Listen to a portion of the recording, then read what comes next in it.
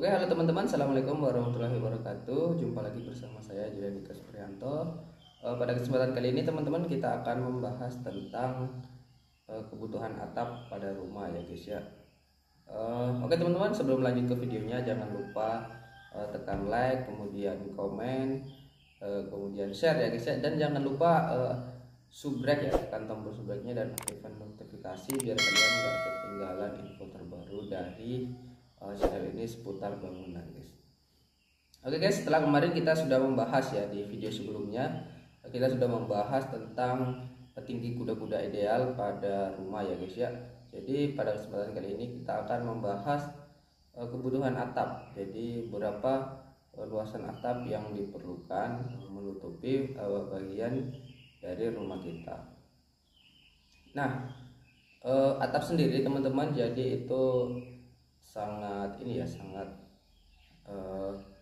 krusial sekali biasanya dari kita yang tidak menggunakan jasa engineer ya, jadi tidak mengetahui berapa kebutuhan atap. Jadi biasanya atap yang dibeli itu lebih ya, jadi tidak efisien, budget terbuang ya guys ya, apalagi atapnya nanti tidak digunakan lagi.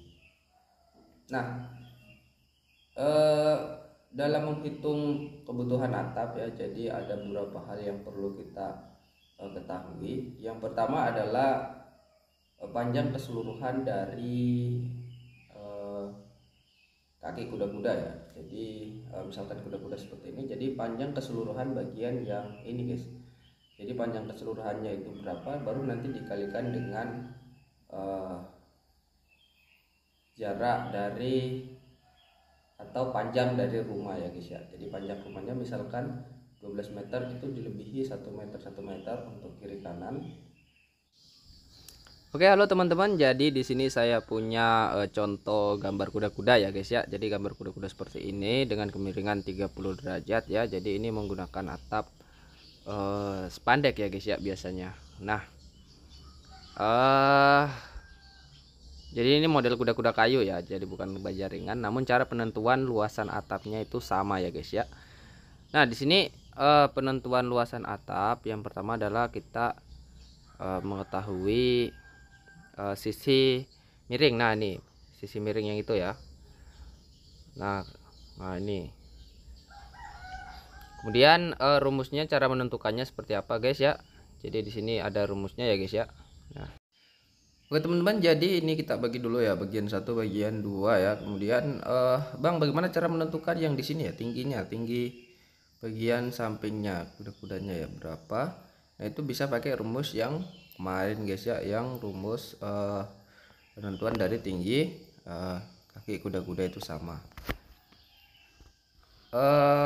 Setelah itu kalian masukkan saja ke rumus ya, pangkat 2 ditambah B pangkat 2 jadi akarnya ya. Contoh perhitungannya seperti ini ya guys ya. Nah, jadi contoh perhitungannya seperti ini teman-teman ya. Anggap saja kita menghitung bagian yang pertama ya. Jadi kalian masukkan nilainya ya.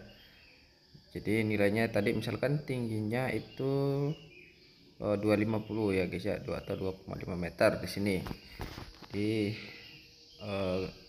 cukup mudah sebenarnya ya. Jadi 2,5 pangkat 2 ditambah dengan misalkan 5 meter untuk bagian A nya ya. Jadi didapatkan sisi miringnya itu 5 meter, kemudian pangkat 2 ya. Jadi dapat 12,5 untuk bentangan dari sisi yang tadi ya guys ya, atau bagian pertama. Nah oke teman-teman, setelah menghitung semua ya, jadi bagian 2 nya kalian hitung juga. Kemudian ditambahkan dengan space 10 cm dari panjang keseluruhan kaki kuda-kuda untuk bentangan atap. Kemudian setelah itu kalian mengetahui panjang bentang ya yang mau diberikan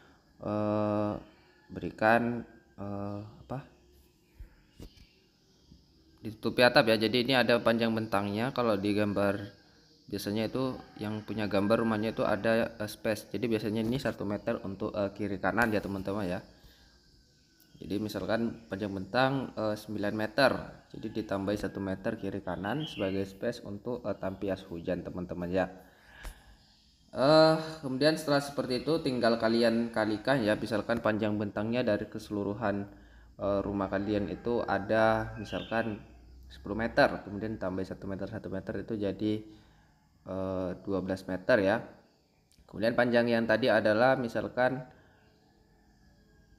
dari kaki kuda-kuda itu panjangnya itu misalkan 12 meter tadi ya. Secara keseluruhan itu misalkan 13,5